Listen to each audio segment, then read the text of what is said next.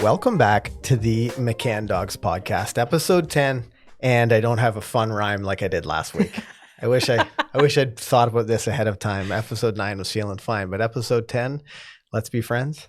Let's do it again. Yeah, okay, all right. Nice. Okay, I like it. Let's talk about dogs Let's again. do it again. And today we are going to be talking about dogs again. And in fact, we're going to be talking about a topic called flooding. And Shannon, maybe you can give a new dog owner a big picture idea of what flooding might be. Yeah, you bet. Flooding is overwhelming the dog with something that is either too stimulating for them or frightening for them in order to try to fix that problem. So even by the sounds of it, just saying it makes me uncomfortable. It is definitely not the preferred way to go about things. Flooding would be, for example, if you're afraid of spiders, you now sit in a room full of benign spiders that are not going to hurt you whatsoever, but there's hundreds of them. And through acclimation, you learn that those spiders are not a threat because nothing bad happens to you. But I personally would never want to learn any lessons with that method. Yeah, it leaves a lot to chance. And if it's spiders, I don't think I'm afraid of spiders, but I don't like them. I know there's some people that are like, oh yeah, look at this little, and they let it crawl around. Like, oh, look at this little guy, or whatever. But that's not me. That is really important, especially when it comes to your dog, because you are responsible for a lot of the decisions that you're responsible for all the decisions that you make, but you're also responsible to make sure that you're setting your dog up to be successful and protecting them from some of the things that might not be, innately scary, but to your dog, they can be a little overwhelming. Absolutely. And if you think about life from a dog perspective, we have so many things in our world that are completely unnatural for dogs. And anything new that you're introducing with your dog, I think it's fair to assume that there's a chance that they're going to be afraid of it. So it's always a nice idea to approach that in a very specific way so that rather than overwhelming the dog and then trying to work back from that, which to me is putting the cart before the horse, we are first teaching the dog to be accepting of that thing, and that thing is not frightening whatsoever, and we're showing them how it interacts in their life. I'm thinking in your article, you talk about novel things. You assume that they will be scary. And I think that is really important for people to think about.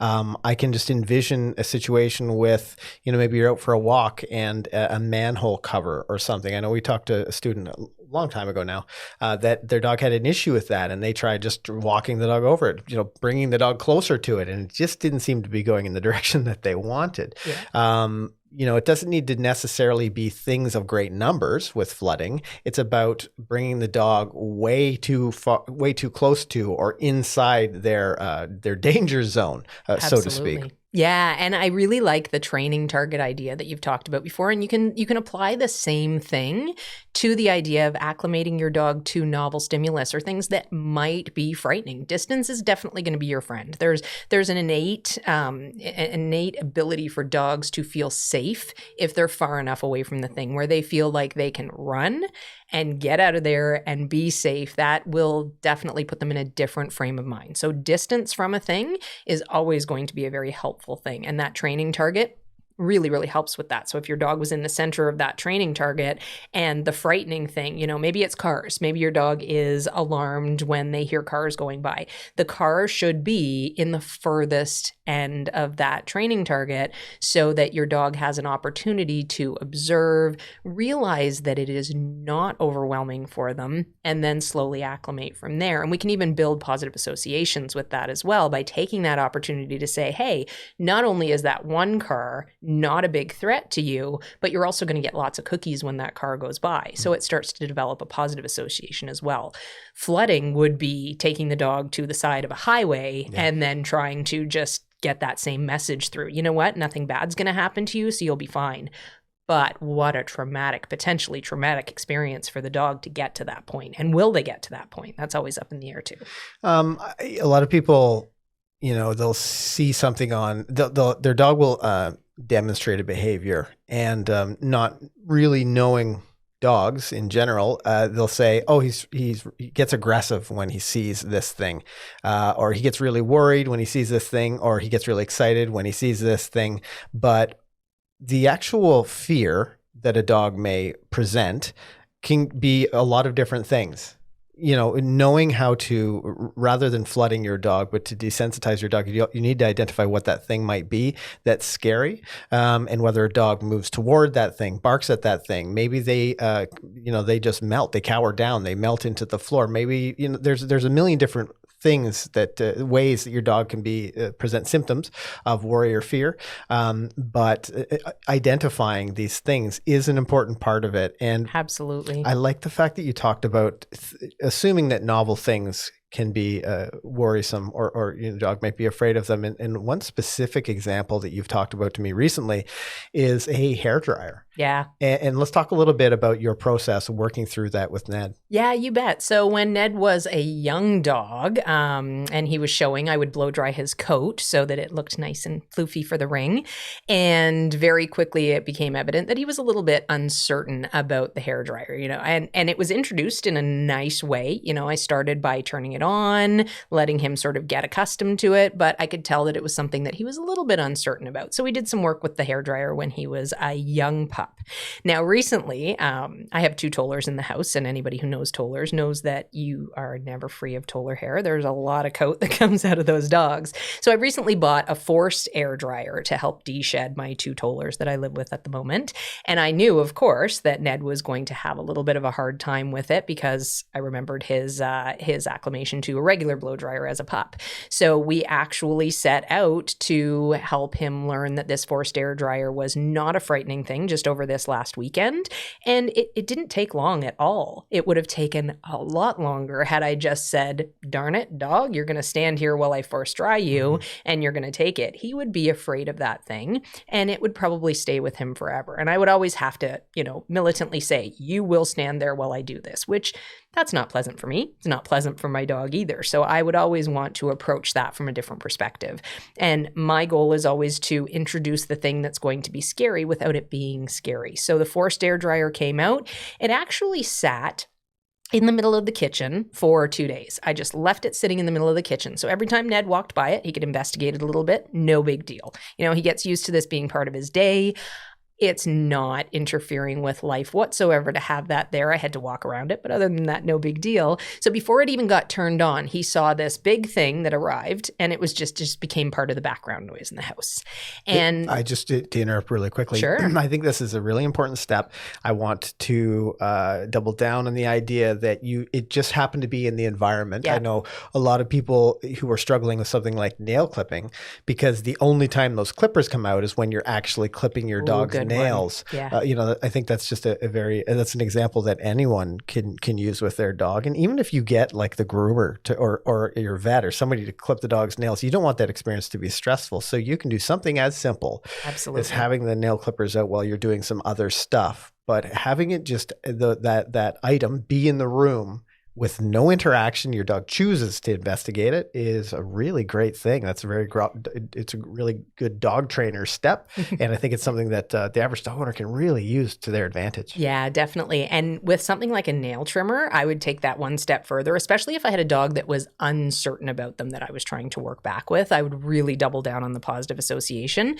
But with nail clippers, you could take those clippers and put them in your dog's food bowl. Right. So they have to eat around them and they get used to them being present. And, anything that's positive that you can start associating with that grooming tool is just going to help. It's not going to hurt you in any way. So might as well use those naturally positive moments in your dog's day to create an association with something that is probably going to be something they dislike. So yeah, the first couple of days, that forced air dryer just sat in the middle of the kitchen. We all walked around it. It became part of the background noise and wasn't a scary thing whatsoever. I didn't even turn it on for those first 2 days. And then I took some of Ned's meals and we sat down, and as he interacted with the forced air blower, for example, anytime he sniffed it, I would yes and feed him. If he looked at it even, I would yes and feed him. So I'm not putting any pressure on my dog whatsoever, and he's getting all these great rewards just for hanging out and being in the presence of this dryer. That was all before I even turned it on. And it sounds like an extensive process, but literally I'm in 2 days with almost no work, and now I'm at the point where I'm just putting 5 minutes worth of meal time into this forced air dryer. So it seems like a long time, but it's really not. Again, you can make these things part of your day-to-day life and make them background noise, and that will continue to build as well. Now, what I did at that point is I turned it on the lowest setting. I didn't point it at the dog, though. I turned it on, and as soon as I reached for that button, I had food right there that I was delivering to Ned. So the first association that he had with that noise coming on was that he was getting food. Really, again, it's background noise. He doesn't care because he's focused on eating the food at that point. He happens to hear a noise come on in the background. It's no big deal because he is being rewarded already for something. And then I turned it off and the food stopped. So the second the noise stopped, the food went away as well. And he was looking at me wondering, what are we doing? What's next? So then I turned it on again. And right away, because he had already heard that noise, no big deal, this time it was a tiny little delay. Rather than having the food right on his nose when I turned it on, I basically turned it on and immediately rewarded him. So there was a really quick reward. There was no time for him to go, what's that scary thing? He just immediately got this reward and then again turned it back off again. Through lots of repetition like that, he basically learns to acclimate to that noise. It's not a scary thing and it brings good rewards. So maybe it's even a good thing. And then from there, I would turn it on and I would move the nozzle around a little bit. Again, not pointing it at my dog, just moving it around so that the air and the change in noise was something that he could focus on at that point. And I yes and fed him through all that several times. Again, every time the noise went off, the food went away. And I'm still working on my first food bowl here. So you can see this is, 5 to 10 repetitions in, and we've already started to build this nice positive association. It doesn't have to be an extremely long process. Basically, in this one session, it was probably about 10 minutes in total. And from start to finish, I got to the point where he was now happy at the end to actually play with the hose and to bite at the air coming out like he would with the water hose. He was just having a blast with that. So now every time the forced air dryer comes out, right away, he's there. He's right with me and he's saying, okay, Mom, what are we doing? Because great things happen when this forced air dryer comes out. A couple of points I think we should focus in on there. So the first one, if someone's working on something like this with their dog, and maybe it's with the forced air dryer, I know there's lots of people that do grooming at home with their dogs. They're so good for removing undercoat. Oh, really, really like just this make thing. sure you don't do it in your living room. Yes. Oh, yeah. Outside or in a plastic surrounded garage or something like that.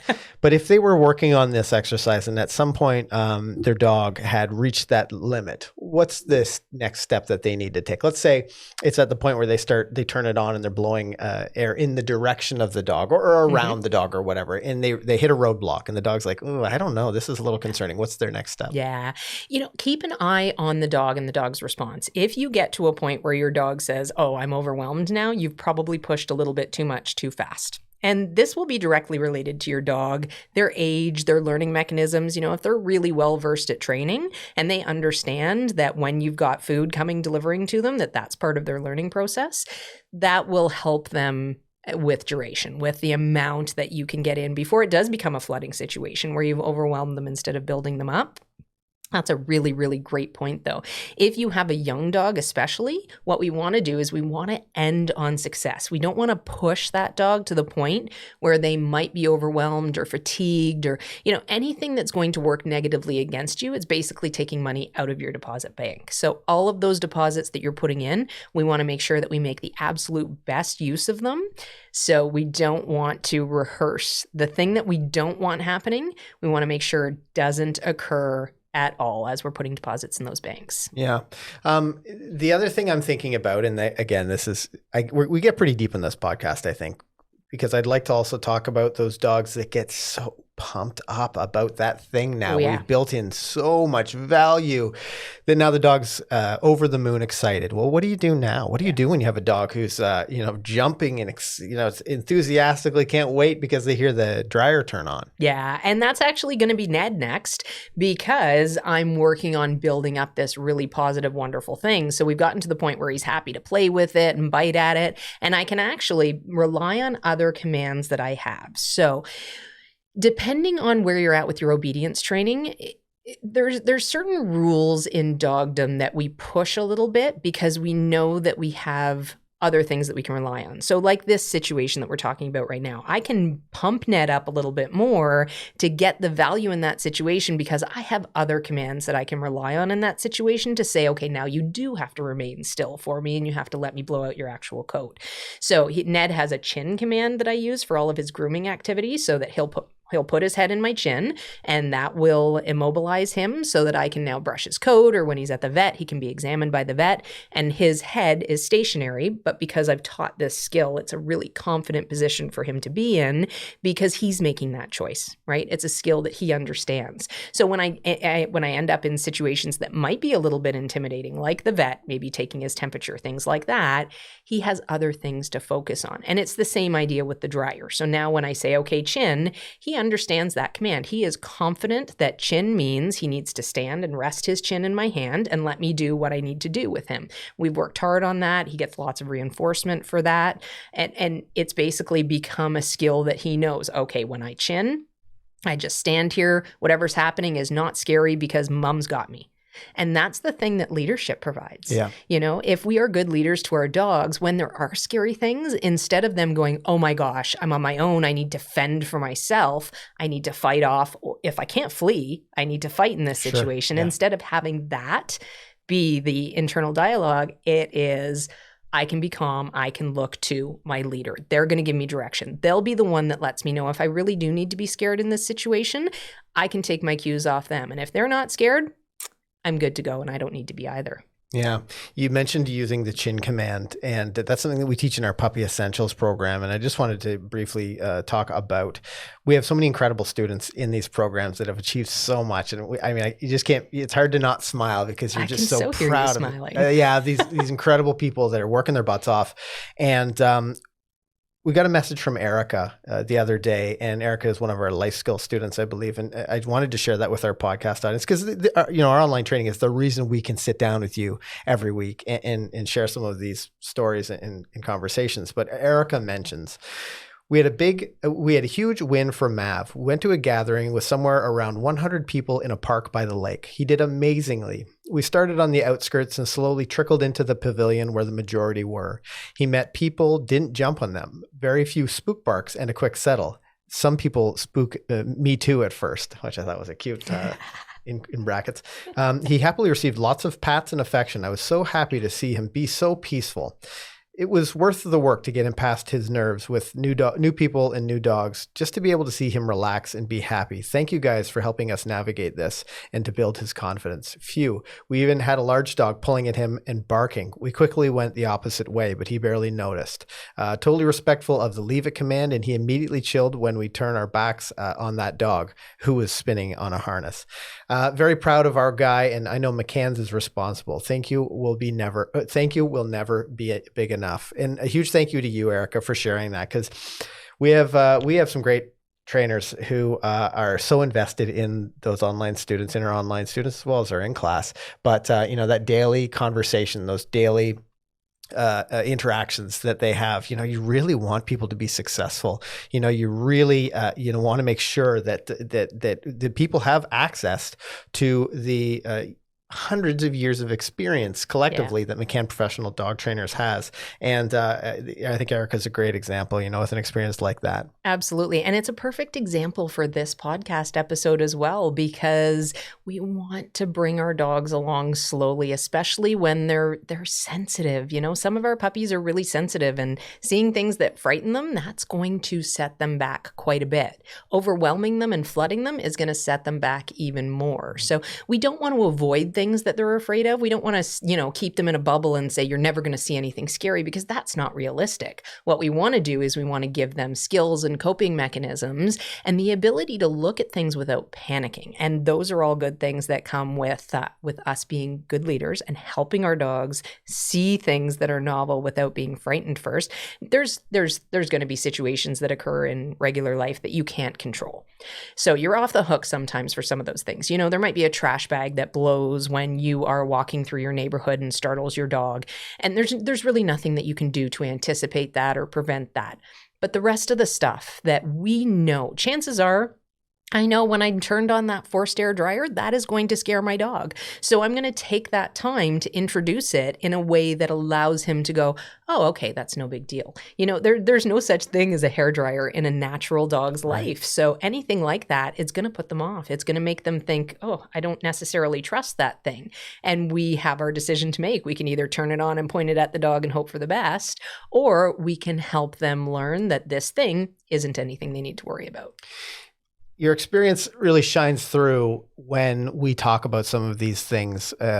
Having a plan is so important. Whether we've talked in the past about proactive versus reactive training, and in a situation where you think there might be some worry, having a proactive plan is crucial. Mm-hmm. And I think that's really what really sets a lot of people apart when it comes to their dog training, is they have a plan that they're going to they know what they're going to do to try to help their dog to be successful, but they also know exactly what they're going to do if it doesn't work out the way they wanted it to. You bet. And you talked a little bit about, taking a step back and getting even more deposits in the bank for your dog. And having that plan is so crucially important that I think that's what's going to set our audience apart, and it's certainly what sets our online trainings and in-class training students, that they've got a plan. And, whether it's a skill that you're struggling with, something that your dog finds extra stimulating, or something that your dog finds really worrisome, that proactive training can make a